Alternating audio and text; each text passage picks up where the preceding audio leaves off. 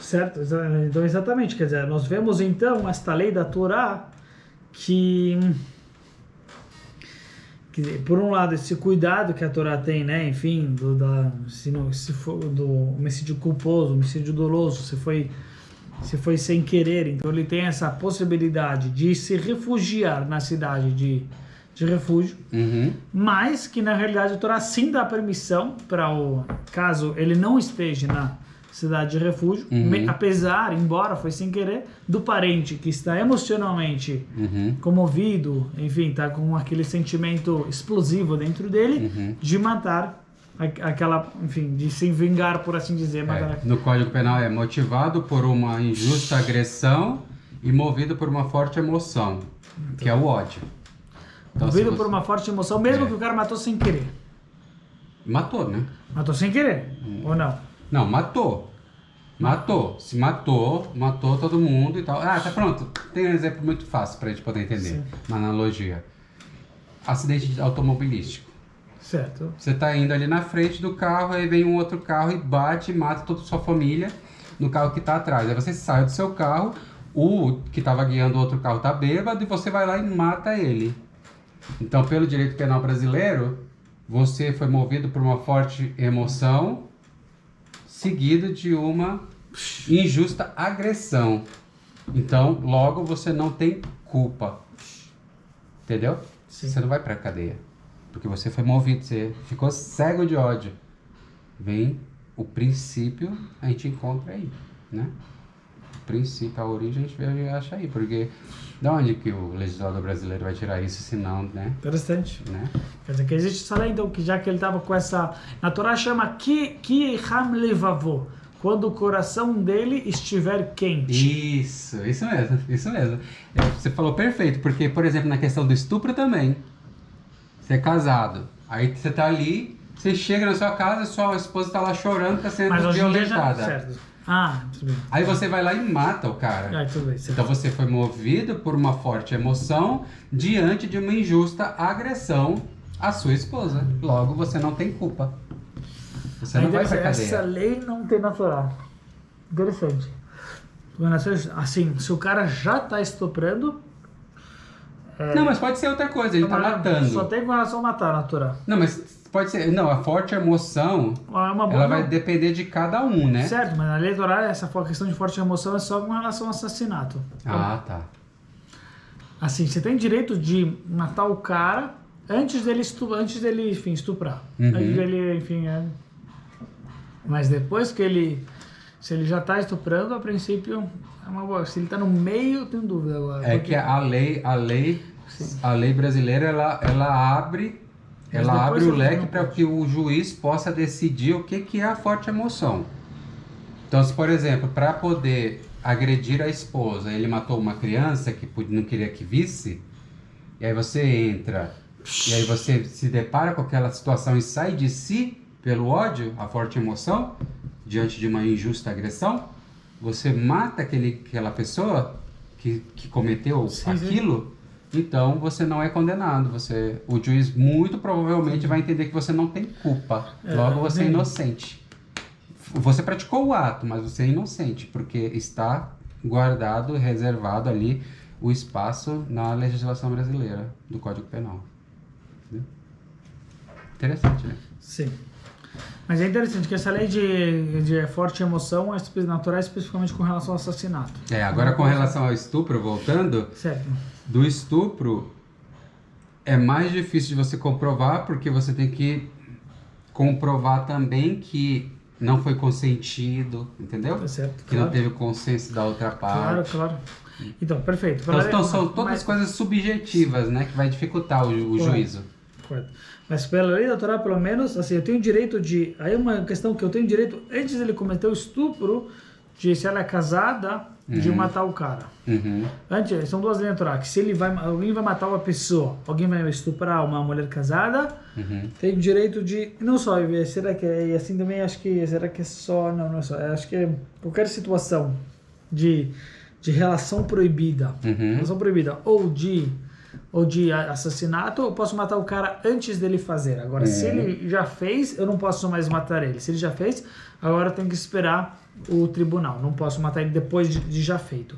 No meio que ele está fazendo, eu tô na dúvida agora. Eu também tô na dúvida, porque tinha no Código Penal, acho que ainda tem, porque o Código Penal é de 1940, que se o marido se depara com o ato e ele pratica homicídio, salvo engano, preciso verificar também, se ele matou, entra no mesmo princípio do movido pela forte emoção, diante de uma injusta agressão. Na verdade, não tem a agressão, né? Porque se for consentido, né? Se for com consenso, então eu preciso verificar.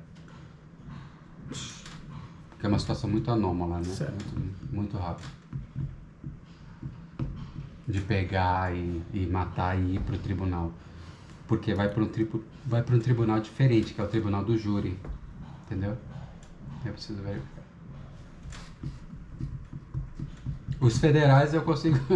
é mais fácil para mim, entendeu? Federal, tudo que é da esfera federal, eu já vi, né? Quase tudo de crime que vai pro federal. Mas o que não é do federal, que é do júri, que é estado, que é por exemplo, do estado de São Paulo, aí eu não tenho contato, porque eu faço parte do federal. Perfeito. No direito de família, encontramos regras sobre impedimentos matrimoniais, sobretudo decorrentes de relações de parentesco, hoje adotadas com algumas modificações por praticamente todas as legislações modernas. Encontramos ainda normas minuciosas de direito das sucessões em números 27.811 e garantia de proteção do direito do primogênito que não podia ser deserdado pelo motivo de não ser filho da esposa favorita do testador.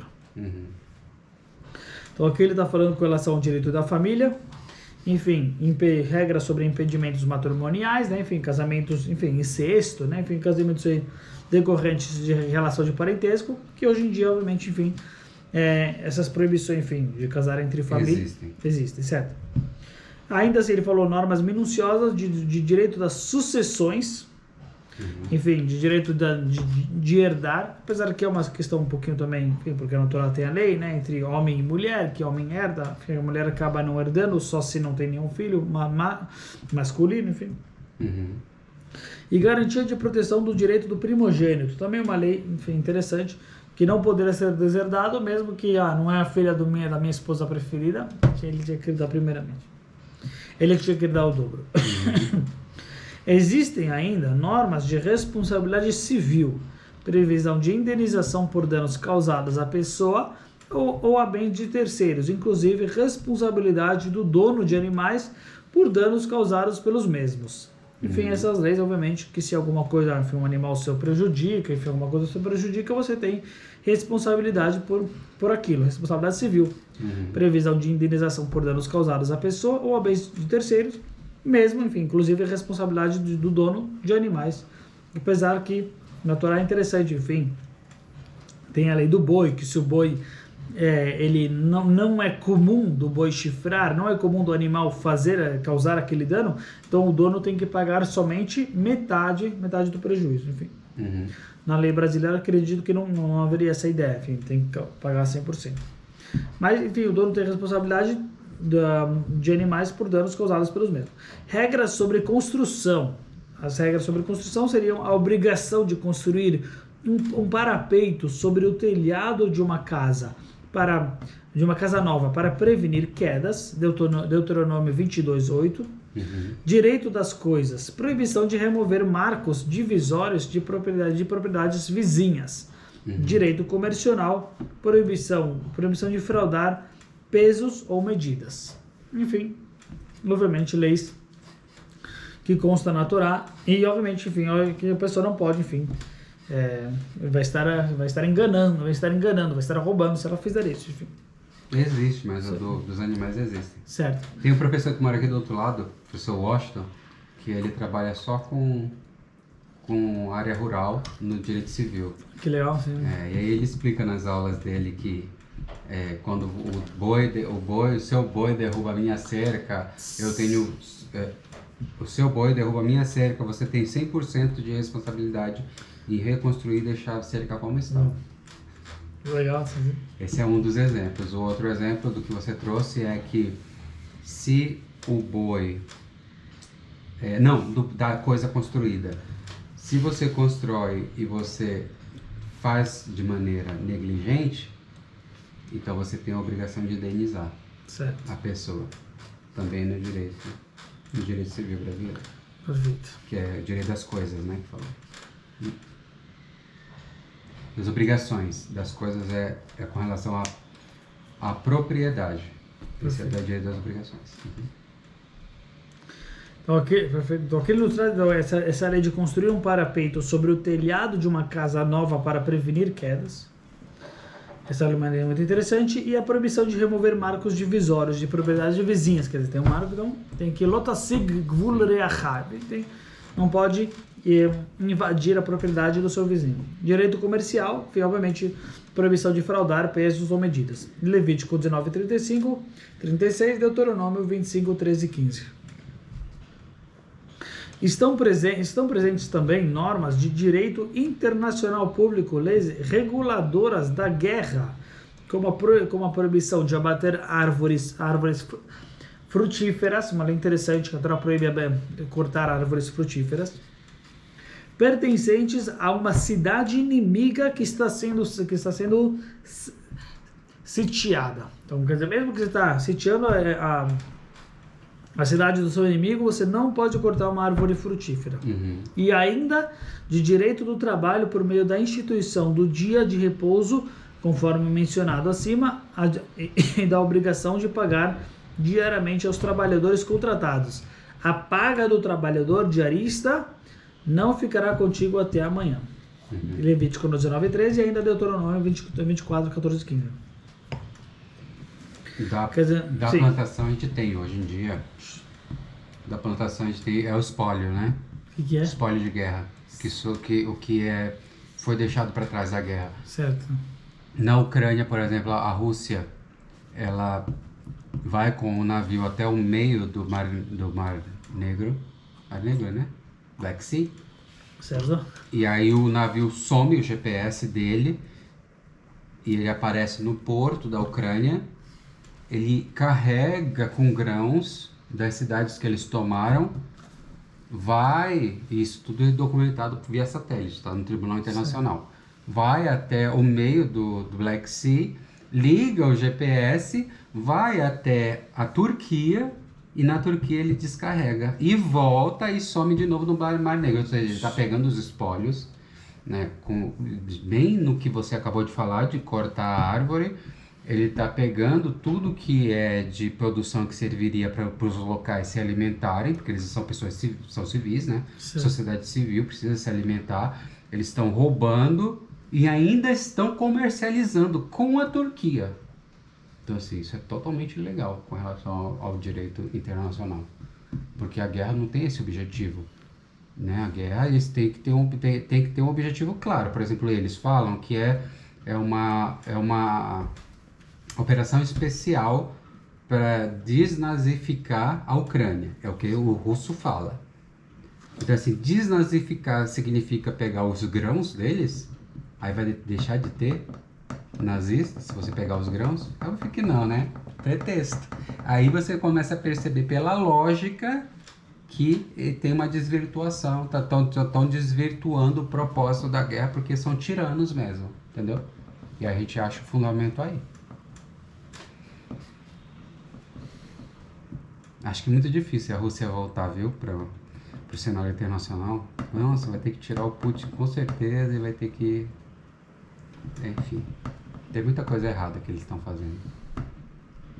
Essa dos grãos, por exemplo, né? Poxa, é pura maldade, porque... Sabe por quê? Porque tem ucraniano que se identifica com o russo. Certo. Concorda comigo que se você tira o grão e o alimento básico desse ucraniano que se identifica com o russo, ele nem está se manifestando na guerra, ele se identifica com o russo. E aí, mas a Rússia tira todo o alimento. Esse cara vai morrer de fome. Ele é amigo, mesmo assim ele vai morrer de fome. Qual a alternativa que ele tem? De ir embora para a Rússia. Entendeu? De ser desertor do seu próprio país. Então isso é contra o direito internacional. Igual como traz aí a questão da árvore. De você não ir só porque você está sitiando a cidade, você vai lá e corta todas as árvores. Você já sitiou a cidade, você está na cidade. Aí você corta todas as árvores para quê? Para matar a população local? É por isso que a Torá proíbe, não é? Porque senão você mata a pessoa inocente, que não está envolvida com a guerra. As senhoras, as crianças, as viúvas, etc. Então é proibido isso. Uau.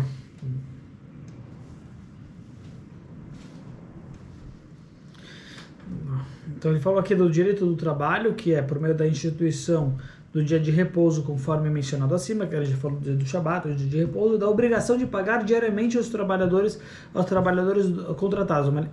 Uma lei interessante da Torá, que você, o diarista, obviamente, se é por dia, você deve pagá-lo, o trabalhador diarista não ficará contigo até o amanhecer. Você tem que a responsabilidade de pagar, enfim, até o amanhecer o pagamento, não atrasar. Enfim, uma literatura bonita. Uhum. Com o passar do tempo, a legislação introduzida pela Torá enfrentou o mesmo dilema de todas as legislações de fundo religioso: como conciliar a necessidade de alteração diante da mudança nas condições sociais com o conceito de lei revelada por Deus, o qual pressupõe a sua imutabilidade. O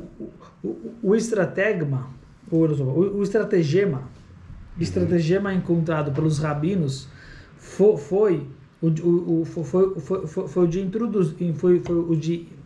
de introduzir o conceito de que além da lei escrita na Torá existia uma lei oral igualmente revelada por Deus no Sinai, e assim, só sob o pretexto de fixar e comentar essa lei oral, os sábios que durante várias gerações compilaram o Talmud e outros comentários posteriores introduziram as modificações, os acréscimos e as inovações que se fizeram necessários para adaptar a lei às novas situações que surgiram, inclusive com a perda da independência política a partir dos exílios babilônico e romano. Então aqui ele terminou para a gente, enfim, falando sobre que com o passar do tempo essa legislação que a Torá colocou, por um lado é o conceito da lei revelada por Deus, o qual pressupõe a sua imutabilidade, não tem como mudar. Por outro lado, tem que conciliar com a necessidade de alteração diante da mudança nas condições sociais. Uhum. Então ele falou, aqui ele traz, enfim, a lei rabínica, mas a lei rabínica ela não mudou. Aqui ele colocou um pouquinho que introduziram as modificações. Não diria a palavra modificação, porque acho que não tem, mas ele colocou bonito que a lei oral igualmente revelada por Deus no Sinai. Isso é muito especial que ele colocou. Enfim. Quer dizer, assim como tem a lei da Torá escrita, tem a lei oral, que é igualmente revelada por Deus no Sinai, e assim, sob o pretexto de fixar e comentar essa lei oral, os sábios, durante várias gerações, enfim, compilaram o Talmud e fizeram, eu diria, acréscimos, inovações, enfim... Adaptações. Porque por lei rabínica pode fazer a adaptação. Não seria uma mudança, seria certo. Exato. Só está adaptando ao período, né? Seria colocar qual vai ser a lei nessa situação. Uhum. Mas, enfim, obviamente, talvez na Torá não vai estar escrito essa lei específica. Então, eles vão estar interpretando a Torá e, obviamente, decifrando a Torá, decifrando o enigma que a Torá é, porque a Torá realmente não é clara muitas vezes. Então, vão colocar, mas não que vão fazer alguma modificação, mas sim que vão, enfim, interpretar a Torá e vão colocar a sua... de acordo com o tempo. Exatamente. Até porque a Torá é eterna. Exato. E com isso ele termina. Tá bom? Espero.